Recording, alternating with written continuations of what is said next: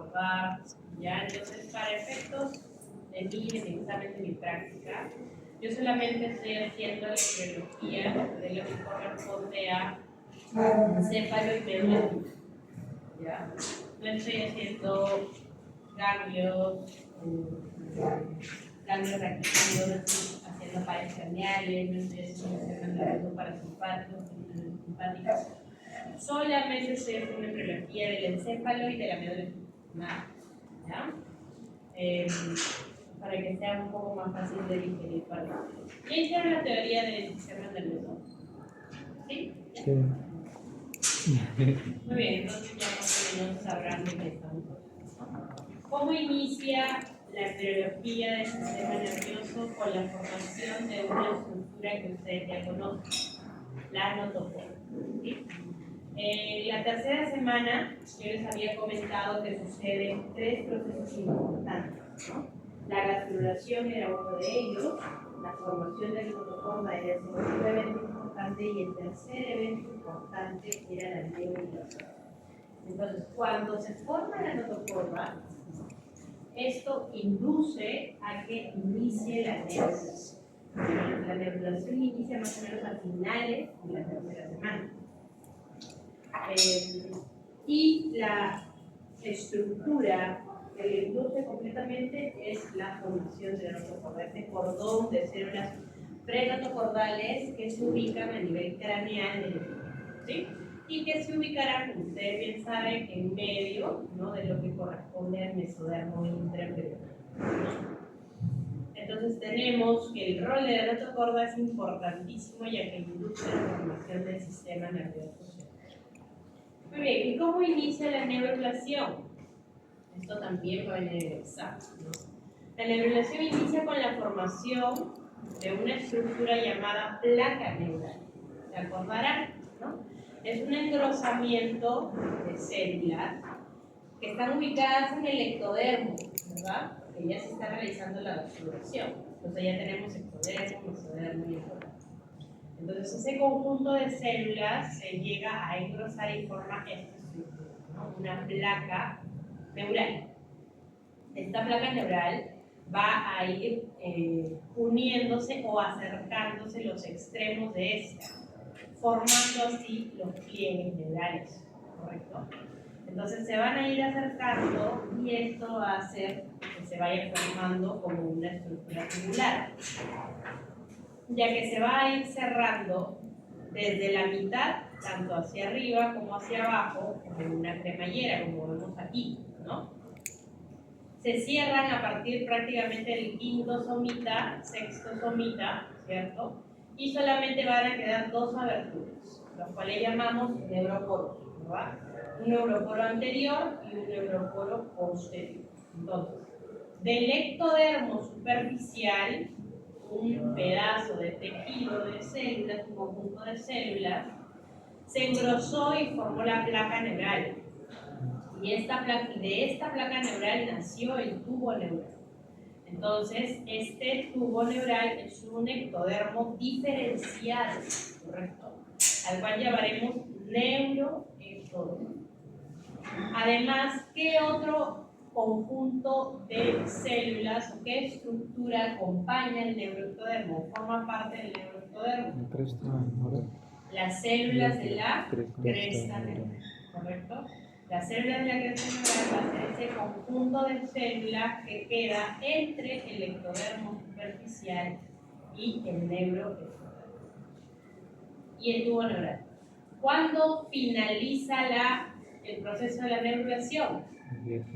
El día 28, ¿se acordarán? ¿Cuándo se cierra el neuroporo anterior? El día 25. ¿Cuándo se cierra el neuroporo posterior? Día 28. Y ese día finaliza el proceso de la neurulación, ¿correcto? Entonces la notocorda induce al ectodermo a diferenciarse en neuroectodermo, ¿correcto? De aquí se va a formar la placa neural y las células de la cresta neural, ¿correcto? Muy bien, ya tenemos el tubo, tenemos el ectodermo superficial, aquí está, ectodermo superficial, células de la cresta neural y el tubo, ¿verdad? ¿Quién indujo todo esto? la noto. Muy bien. Si yo hago un zoom al neuroectodermo que forma el tubo neural, ¿qué encuentro? Voy a encontrar unas células, ya que la vamos a llamar neuroepitelio, y que van a ser las células madres del sistema nervioso. Es decir, a partir de esas células van a nacer todo el conjunto de neuronas que nosotros conocemos. ¿Sí? Muy bien, y de la glia también. Entonces, ¿qué es lo que pasa con el tubo neural? Conforme se van a ir diferenciando esas células madre, el tubo neural va a ir cambiando de aspecto con respecto a su anatomía. ¿Ya? En la parte más interna, la más interior del tubo neural, vamos a encontrar este tejido que en el esquema está representado en color morado, y este tejido va a ser el neuroepitelio, las células madre del sistema nervioso, ¿correcto? Está representado en color moradito. Más allá, ¿no? En la parte intermedia, vamos a encontrar en el esquema, ¿no? Este conjunto de células de color verde. Y estas están conformadas por el neuroepitelio que ya se ha diferenciado y lo vamos a llamar neuroblastos. Entonces, estos neuroblastos en conjunto hacen la llamada capa del manto, ¿correcto? La capa del manto está conformada por neuroblastos, que son células con gran núcleo redondo, con un nucleoplasma pálido, con un núcleo oscuro, ¿sí? Y que vienen de la proliferación de estas células madre, proliferación y diferenciación de la célula madre. Ahora, más hacia el exterior, ¿no? Del tubo neural vamos a tener esta capa de aquí, esquematizada aquí de color amarillo. Y esta está conformada, esta se llama capa marginal y está conformada por los axones, por las fibras nerviosas, las prolongaciones de estas células, de los neuroblastos. ¿Sí? Entonces la capa marginal está conformada por fibras nerviosas de los neuroblastos. Si son fibras nerviosas, pues obviamente tienen que estar mielinizadas, ¿no? Ya saben que esa mielina es esa sustancia que ayuda a que los impulsos nerviosos sean mucho más rápidos, ¿correcto? Entonces, esa mielina le va a dar el aspecto amarillo o blanco prácticamente al tubo neural a ese nivel, ¿correcto? Entonces, tenemos que el tubo neural se diferenció en tres capas, ¿sí? Un neuroepitelio, que son las células madre del sistema nervioso central, una capa del manto llena de lo que son los neuroblastos y una capa marginal que netamente está con fibras nerviosas mielinizadas, ¿sí? Entonces esas son las partes de lo que histológicas de lo que es el tubo neural. ¿Y para qué me servirá eso? Para yo poder entender un poco de la anatomía, ¿no? Que recorre todo nuestro tubo neural. Por ejemplo, el tubo neural en sus 2/3 anteriores formará el cerebro, ¿no? El cerebelo, la protuberancia, el bulbo, los 2/3 craneales o anteriores del tubo neural forman esas estructuras. Pero el tercio caudal, ¿qué me va a formar? La médula espinal, ¿correcto? Y si tú haces un corte de la médula espinal, anatómicamente, ¿qué encontramos en la médula espinal? Una sustancia gris, que es esta estructura como en H, ¿no? Que estoy delimitando con el puntero. Y la sustancia blanca, que es toda esta estructura, ¿verdad? Que estoy delimitando con el puntero. ¿Sí? Esto conforma la médula espinal. La sustancia blanca y la sustancia gris. ¿Qué será la sustancia blanca entonces? La sustancia blanca será la capa marginal, todos aquellos conjuntos de fibras nerviosas mielinizadas, y por eso pues tiene ese aspecto blanquecino, ¿correcto? ¿Y qué será la sustancia gris? La sustancia gris o la sustancia más oscura es aquel conjunto de células neuronales que conforman mi médula espinal, ¿sí? Entonces, el tubo neural todo lo largo del tubo neural, ¿sí? Los 2 tercios anteriores me formarán cerebro, cerebelo, protuberancia, bulbo, y el tercio posterior me formará la médula. Histológicamente se vería algo así la médula espinal, ¿sí? Una luz, un conducto ependimario aquí, ¿verdad? En la parte más oscura sería la capa del manto, ¿verdad? O sustancia gris, y la capa más externa sería la capa marginal o también llamada sustancia blanca, ¿no? Que dará origen a la sustancia blanca. Entonces, la médula espinal, en esa capa del manto, va a ir ubicando, o mejor dicho, agrupando las neuronas de acuerdo a su función. ¿Okay? La médula espinal, en la capa del manto, esos neuroblastos, esas neuronas que se están diferenciando, ¿verdad? Se van a ir agrupando de acuerdo a su función.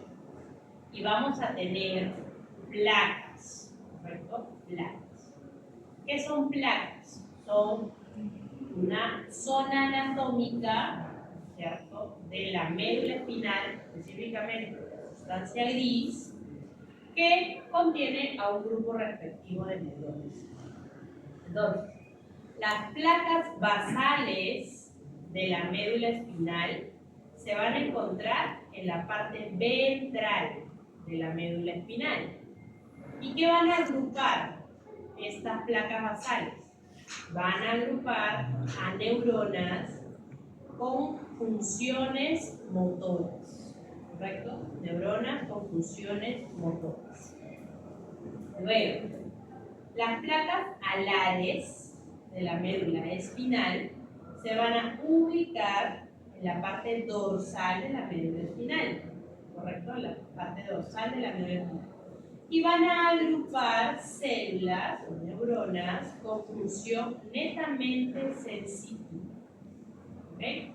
Entonces, en la médula espinal vamos a tener placas basales con neuronas motoras y placas alares con neuronas sensitivas, ¿correcto?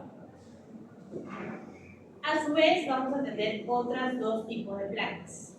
La placa del techo y la placa del suelo, o la placa del piso, lo llaman algunos libros.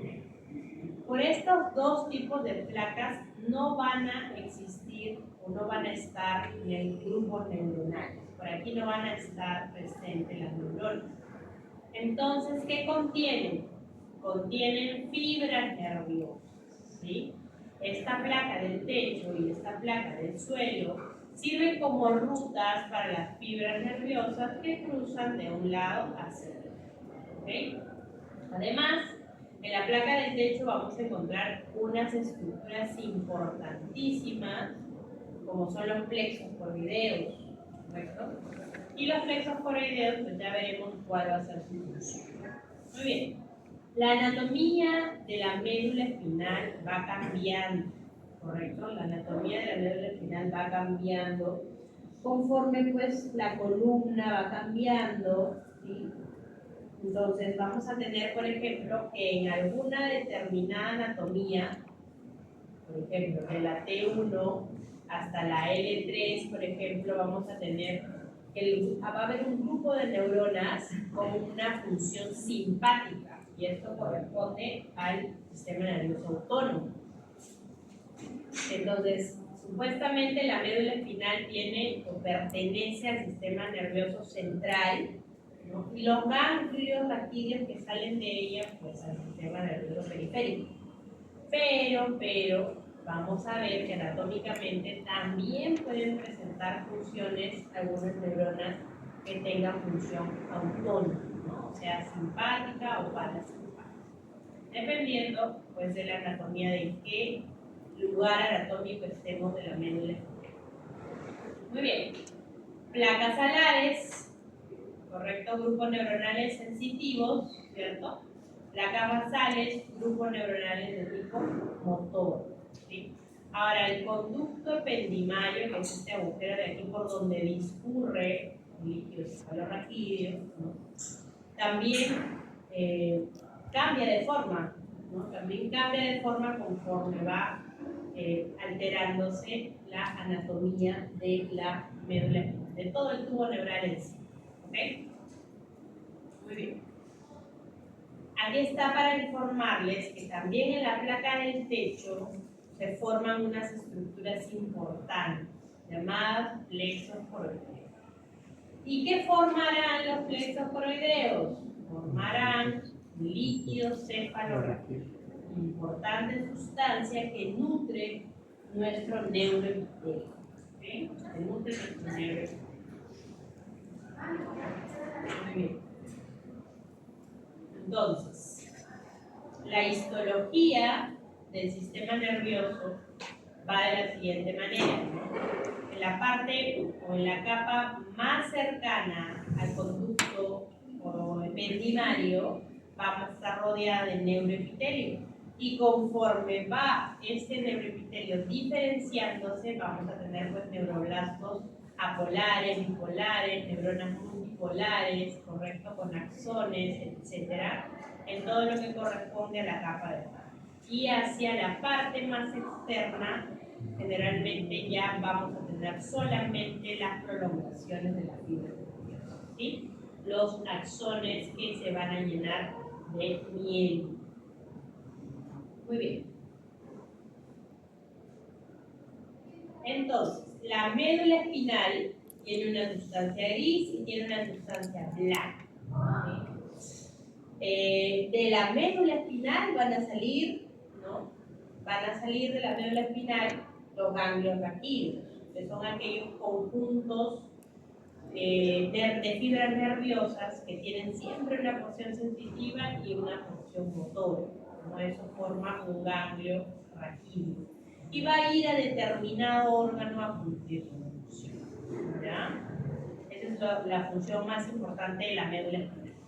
Cuando se forma embriológicamente la médula espinal, chicos, normalmente en la vida intrauterina, ¿sí? Llega a ser, miren, hasta el sacro, ¿no? Hasta el coxis podría llegar esas meninges, ¿no? O sea, llegan bien abajo. Pero cuando nosotros nacemos, ¿sí? Se encogen, ¿no? O sea, todo lo que corresponde a las meninges y a los nervios que pasan por la médula espinal se encogen, y cuando nacemos el extremo está a nivel de L3 aproximadamente. Y cuando crecemos, es decir, cuando somos adultos ya, ¿no?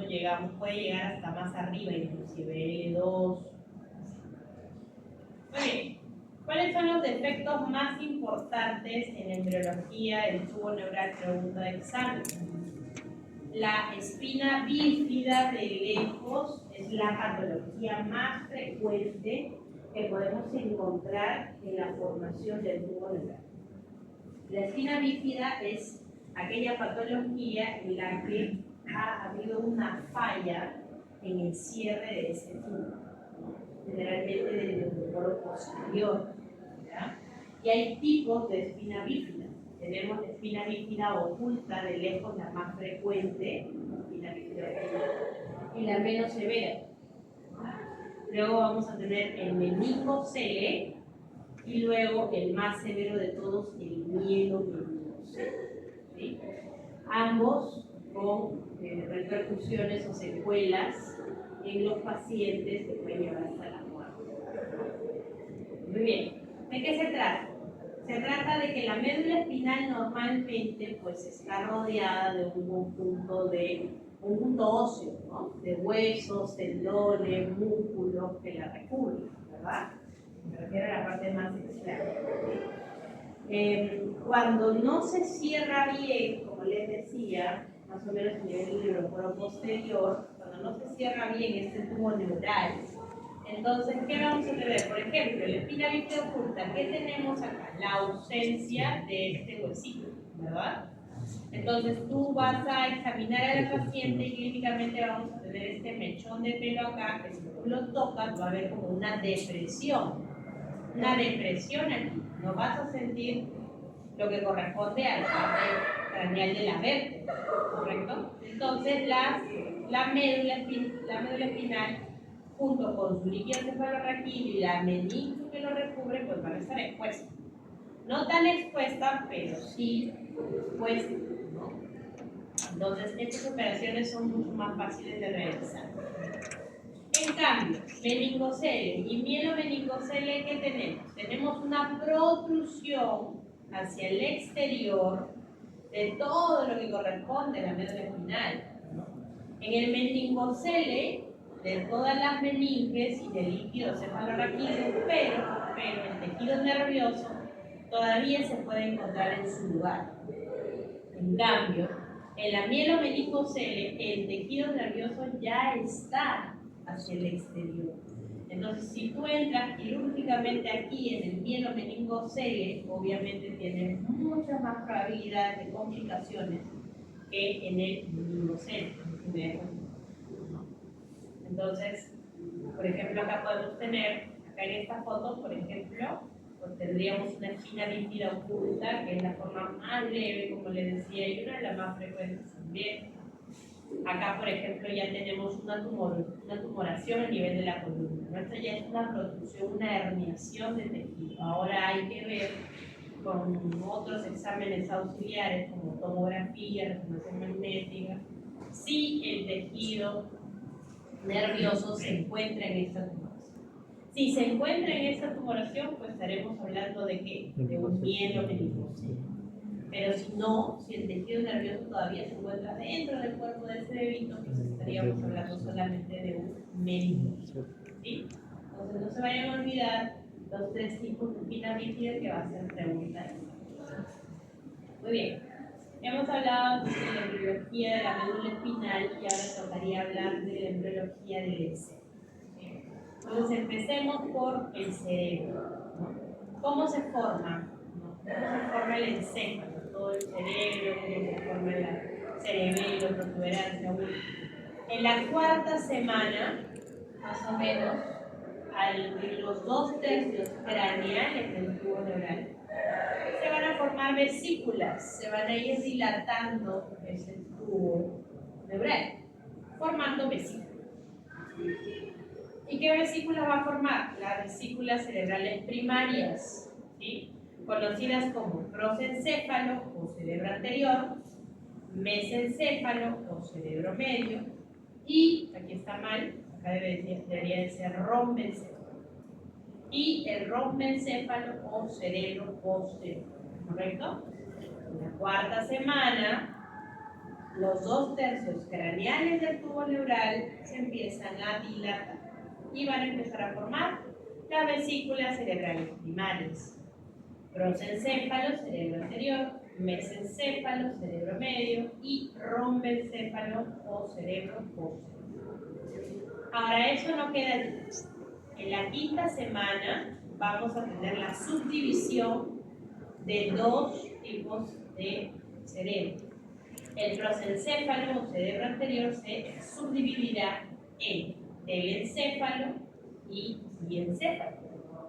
Y el rombencéfalo se subdividirá en metencéfalo y mielencéfalo. Llegando a tener así entonces 5 vesículas, que serían secundarias, ¿no? 5 vesículas cerebrales secundarias en la quinta semana. ¿Muy bien? Entonces, cuarta semana, ¿qué tenemos? Las 3 vesículas cerebrales primarias. ¿Cuáles son? En naranja el prosencéfalo, en azul el mesencéfalo y en amarillo el rombencéfalo. Fijarse que después del rombencéfalo sigue la médula espinal, ¿sí? El tercio más caudal del tubo neural. En la quinta semana se subdividirá el prosencéfalo en esta estructura verde, aquí más craneal, que será el telencéfalo. En naranja tendremos el diencéfalo, el mesencéfalo se quedó tal cual, ¿no? Y el rombencéfalo se subdividió en metencéfalo, color celeste, y mielencéfalo, color verde y verde fosforescente. Y luego del mielencéfalo, verificar que continúa la médula, ¿correcto? Entonces no se vayan a olvidar. Ahora, con la formación de las vesículas secundarias, también se definen 3 flexuras, pregunta de examen, ¿sí? 3 flexuras. La flexura cefálica es aquella que se va a ubicar a nivel del mesencéfalo. La flexura pontina es aquella que se ubicará entre el metencéfalo y el mielencéfalo. Y la flexura cervical es aquella que se ubica entre el mielencéfalo y la médula espinal. ¿Okay? Flexura cefálica en el mesencéfalo, flexura pontina entre el metencéfalo y el mielencéfalo, y flexura cervical entre el mielencéfalo y la médula espinal. Entonces yo te puedo poner un esquema así en el examen, te puedo poner una flechita, ¿verdad? Te puedo decir, nombra la estructura que estoy enseñando. ¿Ok? Bien, pregunta de examen. ¿Qué me va a formar cada una de esas vesículas secundarias? Bueno, me va a formar un neuroepitelio receptivo, pero también me va a formar una cavidad receptiva. Por ejemplo, el telencéfalo, ¿qué me va a formar? Me va a formar los hemisferios cerebrales, ¿no? Hemisferio derecho, hemisferio izquierdo, ¿cierto? Aquí se va a diferenciar todo lo que corresponde a la corteza cerebral, ¿no? Vamos a tener nuestro núcleo olfatorio, nuestro núcleo de gusto, ¿verdad? Nuestras emociones, no sé, cómo reaccionamos, nuestra memoria, nuestros recuerdos, ¿cierto? Acá se ubica toda la información que nos define, que define a cada uno de los seres humanos. Luego, el diencéfalo me va a formar tálamo, me va a formar el hipotálamo. ¿Qué más me va a formar? El epitálamo, el infundíbulo, el cuerpo mamilar, etc., ¿no? Que son generalmente órganos que funcionan de nuestras características más primitivas, ¿sí? Nuestras características más primitivas. Y también tiene que ver, obviamente, con la parte hormonal, ¿no? Y funcionamiento endocrinológico. El mesencéfalo, ¿qué me va a formar? El cerebro medio, ¿no? El cerebro medio. Generalmente centros de equilibrio, de posición en el ser humano. El metencéfalo me va a formar el puente, también llamada protuberancia, y el cerebelo, que son órganos importantísimos para el movimiento del ser humano. Y el mielencéfalo me va a formar el bulbo raquídeo, que es una fuente rica en fibras nerviosas que conectan, ¿verdad?, la parte del cerebro con la médula. Muy bien. Entonces, este cuadrito va a venir en el chiste, ¿sí? Yo les puedo preguntar, ¿el tálamo de qué vesícula primaria deriva? Ustedes van a poner próceres. Pero si les pregunto, ¿el puente de qué vesícula secundaria deriva? Del metencéfalo. ¿Sí? Les puedo preguntar como vesícula primaria o como vesícula secundaria. Y también les puedo preguntar no neuroepitelios, sino cavidades. ¿Y con qué me refiero a cavidades? ¿Qué cavidades ustedes conocen en el sistema nervioso? Las cavidades que forman ¿qué? Sistema. ¿Qué sistema? El sistema ventricular, ¿correcto? ¿Y para qué sirve el sistema ventricular en el sistema nervioso? Para la comunicación, para la...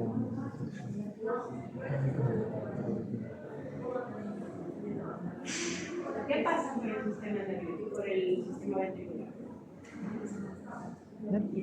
¿Qué discurre por el sistema ventricular? El líquido cefalorraquídeo. Correcto, el líquido cefalorraquídeo.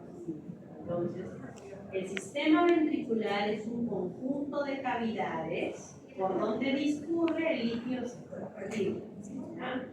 Entonces, ¿cuáles son las cavidades que conforman el sistema ventricular?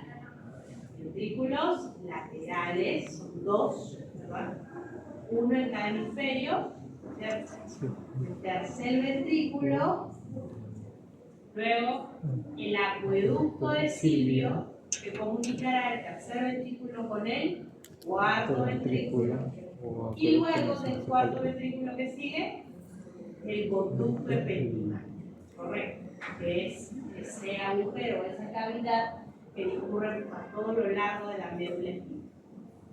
Muy bien, entonces también les puedo preguntar, el tercer ventrículo, ¿a nivel de qué vesícula secundaria se formó? Ustedes siempre van a poner 10. El mesencéfalo, ¿qué cavidad formó? El acueducto de Silvio, ¿sí? O acueducto mesencefálico. Entonces, ese es el sistema ventricular. Sí.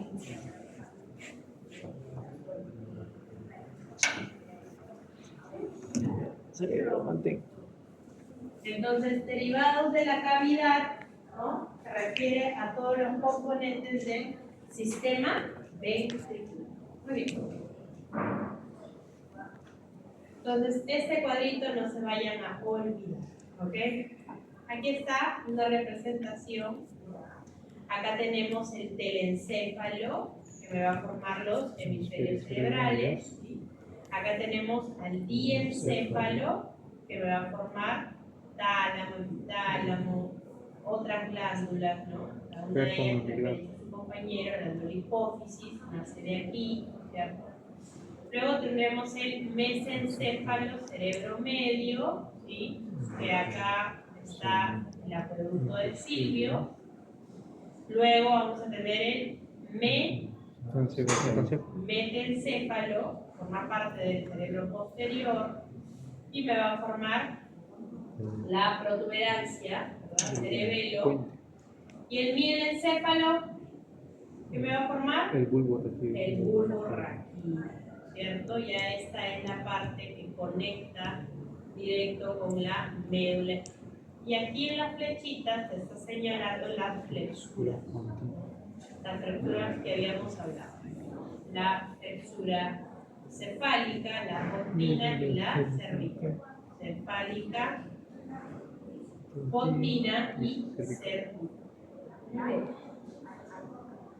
Todo esto es el tubo neural, pero que se ha ido dilatando y plegando, ¿verdad? Que se ha ido diferenciando. Entonces, en todo esto a lo largo, si tú haces varios cortes, vas a encontrar el esquema de placas alares y placas basales. ¿Okay? Solamente que va a estar mucho más pronunciada en algunas estructuras que en otras.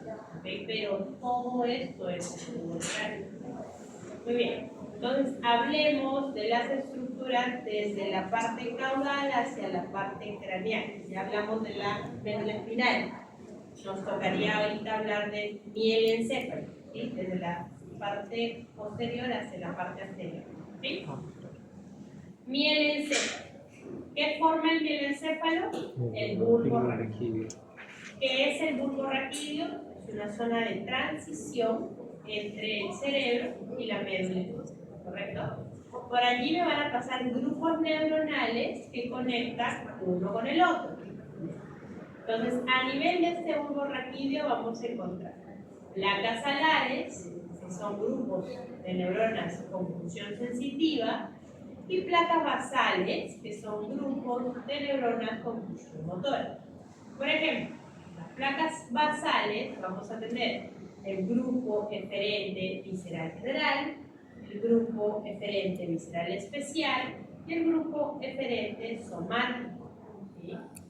Entonces, acá estos grupos neuronales se comunicarán con este par craneal.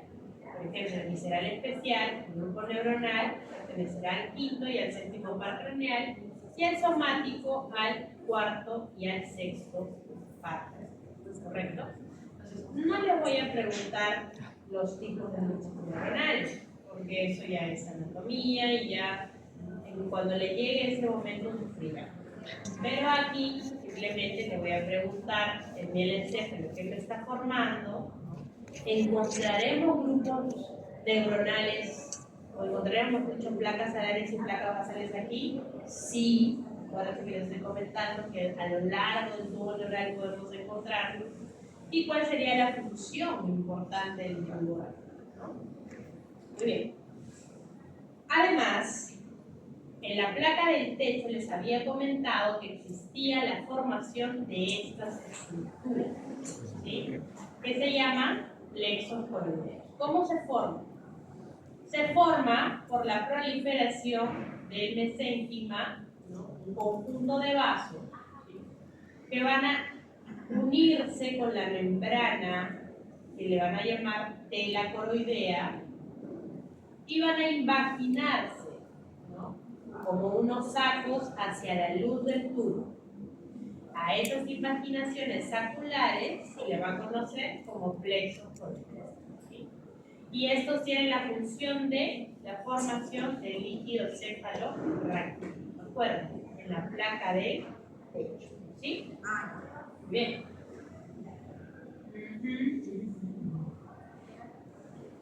Luego del mielencéfalo, ¿qué encontramos? Vamos más arriba, metencéfalo, ¿verdad? La otra estructura que derivaba del cerebro posterior. ¿Qué me forma el metencéfalo? El cerebelo y la protuberancia o puente. ¿Qué función cumple el cerebelo? Centro de coordinación para la postura y el movimiento del ser humano. Y el puente sirve como vía de paso para fibras nerviosas entre la médula espinal y la corteza cerebral.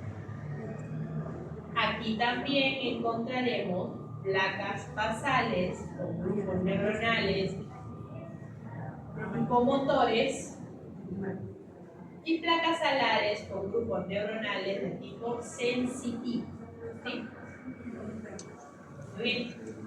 En el mesencéfalo vamos a encontrar, les decía que el neuroepitelio forma netamente el cerebro medio, pero ¿qué encontramos en el cerebro medio? Los llamados pedúnculos cerebrales, que son estas estructuras chiquitas, ¿correcto?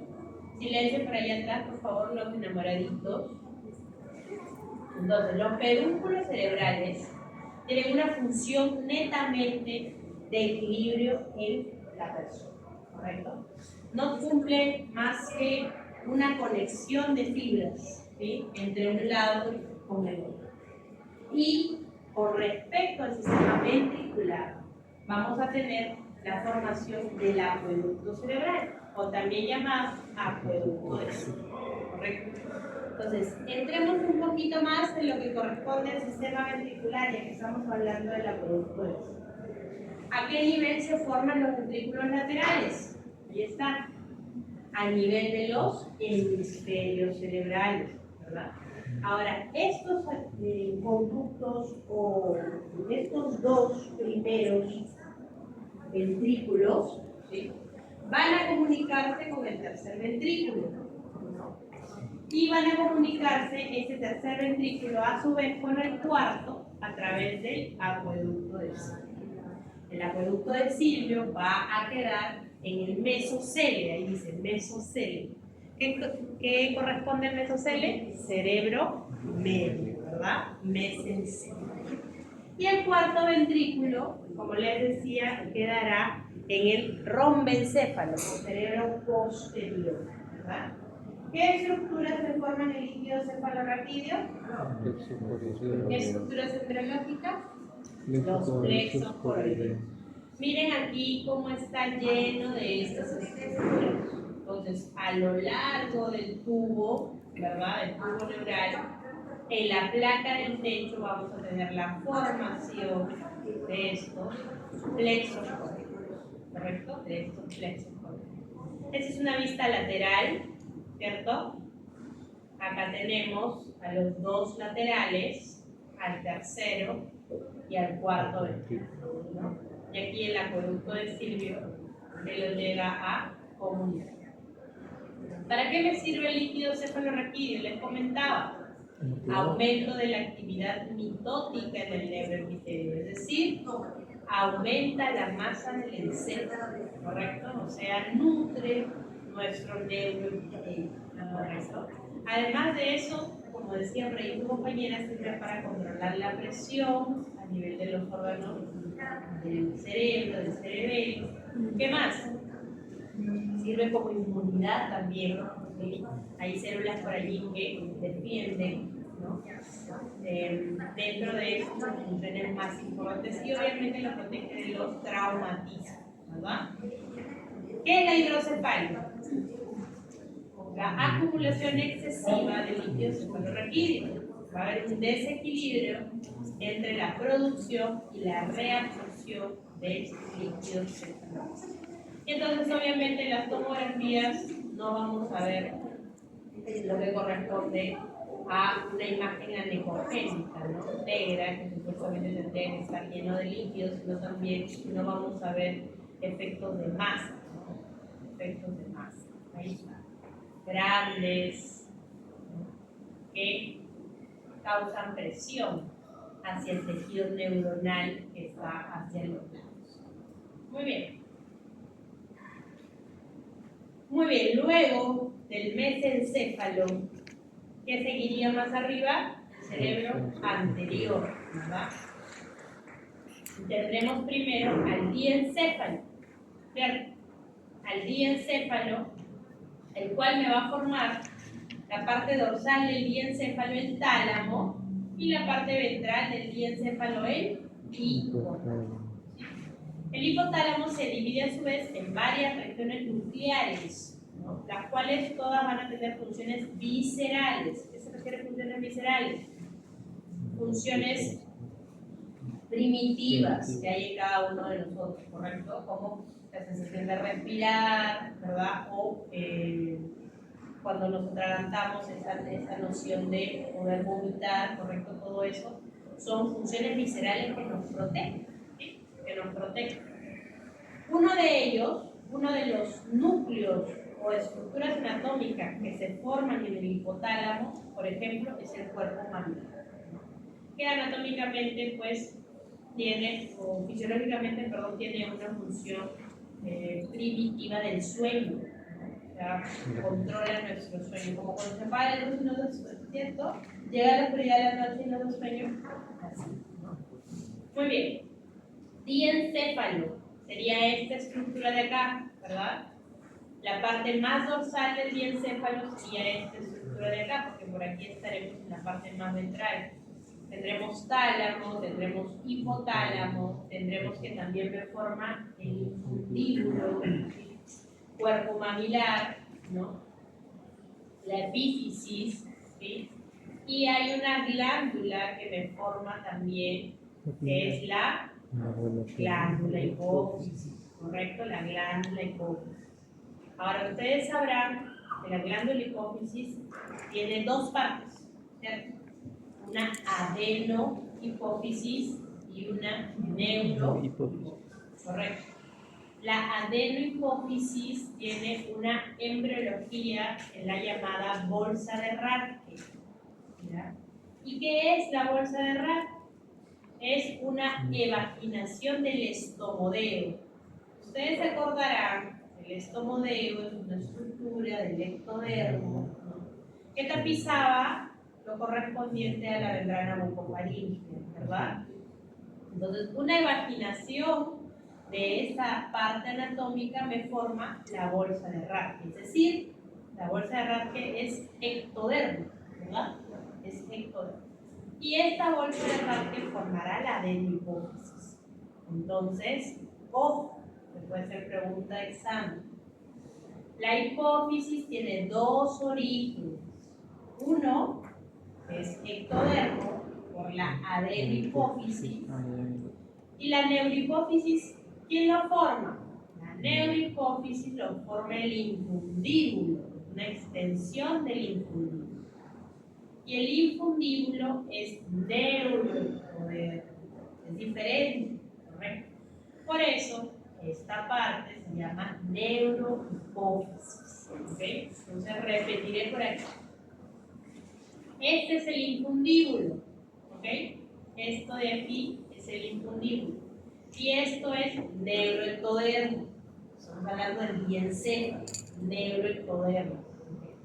Este infundíbulo formará la neurohipófisis y una estructura por aquí, ¿ya?, que deriva del estomodeo, se une, se junta, se acerca a este infundíbulo y forma la adenohipófisis. Entonces, la glándula hipófisis, pregunta de examen, tiene dos orígenes, ¿cierto?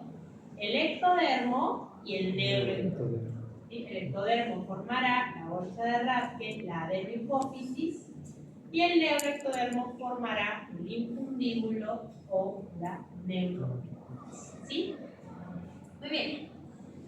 Luego de hablar del diencéfalo, nos vamos más arriba para terminar, ¿no?, con el telencéfalo. El telencéfalo, yo les había comentado que formaba la parte más importante de todo el encéfalo. ¿Sí? Porque me forma los hemisferios cerebrales. Correcto. Dentro de los hemisferios cerebrales encontramos esta estructura importante, el hipocampo, ¿no? El hipocampo. En la región donde se une el techo del diencéfalo, ¿sí?, no vamos a encontrar neuroblastos, ¿sí?, y va a generar una capa de células ependimarias que se van a vascularizar bastante y en conjunto formarán plexos coroideos, ¿no?, dentro de los llamados ventrículos laterales que ya hemos visto que están en los hemisferios. Entonces, esta estructura dilatada de aquí, ¿no?, será el hipocampo. Proviene de la corteza de cada uno de los hemisferios. Vamos a encontrar uno y acá vamos a encontrar el otro. ¿Cuál es la función del hipocampo? Cruza información, ¿correcto? De tal manera que los dos hemisferios estén netamente conectados, ¿sí?, tengan una conexión directa. Y además, pues obviamente formará también o estará también en la función de los ganglios, ¿no?, olfatorios, etc. Muy bien. Corteza cerebral, para terminar, la corteza cerebral. La corteza cerebral, aquella estructura del neuroepitelio pues, que tapiza mis hemisferios cerebrales, viene o se origina embriológicamente de una estructura llamada palio, y esta tiene tres regiones: la paleocorteza, también llamada palio-palio, la arqueocorteza, también llamada arqueopalio, y la neocorteza, también llamada neopalio. ¿Sí? Entonces, si yo les pregunto en el examen cuál es el origen de la corteza cerebral, si es cierto, se origina en el prosencéfalo, en el telencéfalo específicamente, pero la respuesta correcta sería palio, ¿sí? Proviene de palio. Muy bien. Por aquí, por esta corteza cerebral, ustedes ya saben que existen grandes cantidades de células que se comunican de un lado a otro. Y para terminar, las meninges, ¿sí? ¿Qué son las meninges? Son aquellas capas que tapizan, que cubren mi cerebro y mi médula espinal, ¿sí? Pregunta de examen: ¿de dónde derivan las meninges? Derivan del mesodermo y de las células de la cresta. Van a comenzar a formarse entre la cuarta y la quinta semana, ¿sí? La capa más externa va a formar la dura madre, una capa fibrosa, por eso el nombre, y que va a encerrar a la arachinoides, ¿sí? Y como es la capa más externa, va a adherirse o a tratar de adherirse a los órganos y por ende va a formar tabiques, como la hoz del cerebro que separa los dos hemisferios, como la tienda del cerebelo que cubre el cerebelo y la hoz del cerebelo que separa los hemisferios del cerebro. Y la capa más interna va a estar constituida por la vía madre. que se va a integrar al final a la aracnoides, ¿no? Y se va a adherir con firmeza a la superficie del cerebro, dejando un espacio llamado subaracnoideo, donde va a circular qué cosa? Líquido cefalorraquídeo, ¿verdad? Muy bien.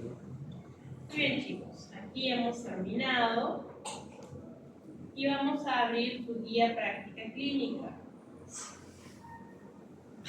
Ay, hermano. No estaré. Ni modo. Ahora sí para la verdad.